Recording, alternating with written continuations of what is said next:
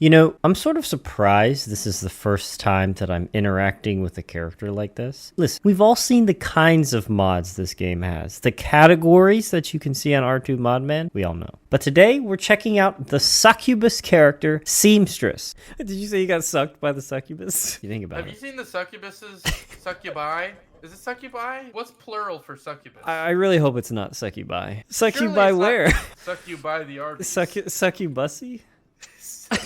Memes aside, this character is pretty interesting. When I use her, I really feel like this is heavily inspired by something I've played as in another game, but I really can't quite put my hand on it. Seamstress is primarily a melee character, but it's actually really easy to build this character as a ranged character. She doesn't feel that overpowered. I mean, certainly not like a Ravager or a Handy. She's got some really interesting skills that kind of make her a little bit overpowered, but nothing like those other characters. Her first passive ability is it hungers. Gain base damage and lifesteal based on missing health. Really interesting mechanic, as the lower health you have, the more health you get back from damaging enemies. This passive works really well with one of her other utility skills that we'll look at later. Her second passive is Imp Touched Heart. Blink instead of jumping. Needles let you blink mid-air, firing out and dealing 60% damage. Gain needles by picking up symbiotic weapons or when attacking enemies without them. Her symbiotic weapons are those two like half scissors that she had, and what she uses as her primary ranged attack. This is one of the only characters in this game that doesn't benefit from Hoppo Feather. It took me far too long to realize that you can just look up and blink to get some verticality, similar to how Huntress's blink works. Dude, I got all the way to Moon before I realized I could just look up and blink upwards to get over those lips. What's absolutely insane about blink is that you can just spam it as Seamstress, and during blink, she gains invisibility frame. So you can spend a lot of the time just invincible if you want. Honestly, it's a lot of work, so it's not that deep. You don't really need to do it all the time.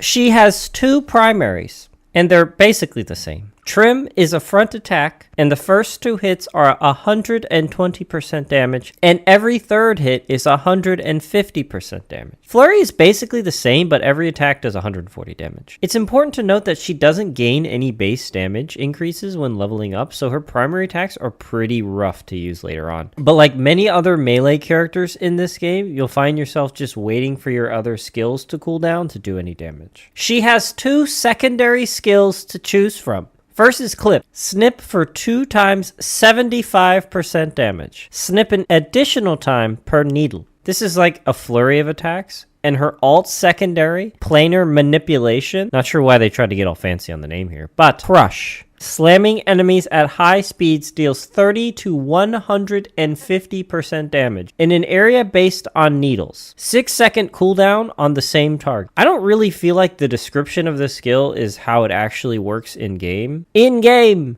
it just looks like you just give the enemies a little push away from you. Although it's always fun to push enemies off the map, Planar Manipulation doesn't really push enough to let you stack. Planar Manipulation doesn't really push far enough to make it viable to just push enemies off the map. And you also can't stack pushes for it to really be viable because of the 6-second cooldown. It also doesn't look like it seems to inflict any amount of damage, let alone the 30 to 150 that it says. Honestly, both of these skills seem kind of useless. So I would just stick with the primary secondary here, just because it seems like the secondary literally doesn't do anything at all. At least you can get some nice on-hit effects and some good reliable damage, because later on it's really easy to generate needles very quickly. Her utility skills are what make this character so unique. Brutalize. Doesn't Ravager have an attack called Brutalize? Tear out your heart, gaining Insatiable. Dash forward, dealing 400% damage. Recasting or losing your extra health from Insatiable returns you to your heart. There's a lot to talk about here. First off, 400% damage is awesome. So now we have a way to proc bans on this character. Brutalize is the most reliable way to deal a lot of damage very quickly.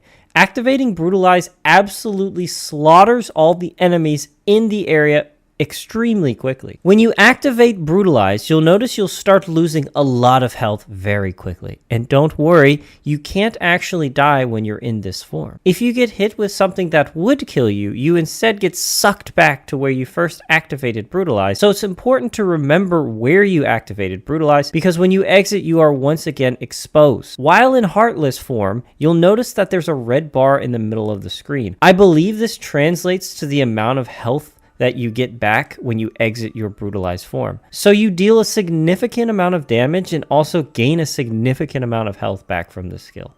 I find myself never fully getting force pulled back to my heart just because in this form she does so much damage that most of the enemies will be dead in just a few seconds. Her alt utility skill is really cool. Retaliate. Prepare a parry. If successful, dash forward dealing 400% damage and gain Insatiable. This skill basically works the same way as Brutalize, but there's no health loss. And you don't take damage from the attack you just blocked with a parry. Amazing skill, but incredibly hard to time correctly. If you land a perfectly timed parry for the next 8 seconds, the enemies better move out the way. It's also important to note here that a parry can block any attack. I fought Mithrix with parry on, and several times I blocked his overhead melee. So if you're able to learn to time parry well, you can have some absolutely insane runs. It is so satisfying hitting a successful parry. The cooldown on a missed parry is only 4 seconds as well. It's probably worth running Brutalize as it's much more consistent, but Retaliate is just so much fun.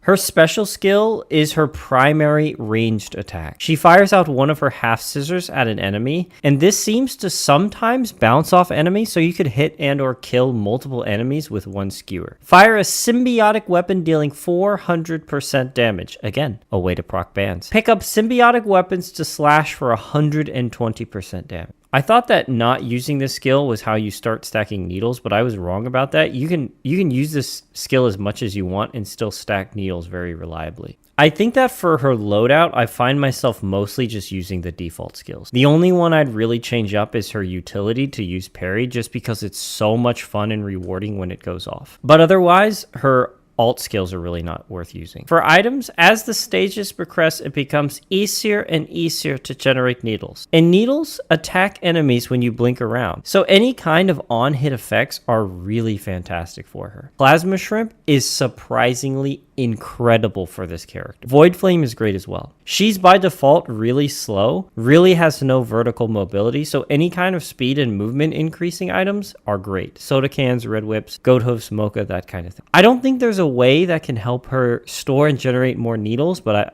I might be missing something on that. Anyways, Seamstress is quite a lot of fun and absolutely worth trying out. Let me know if you do, and let me know when you think of her. I'll see you in the next one.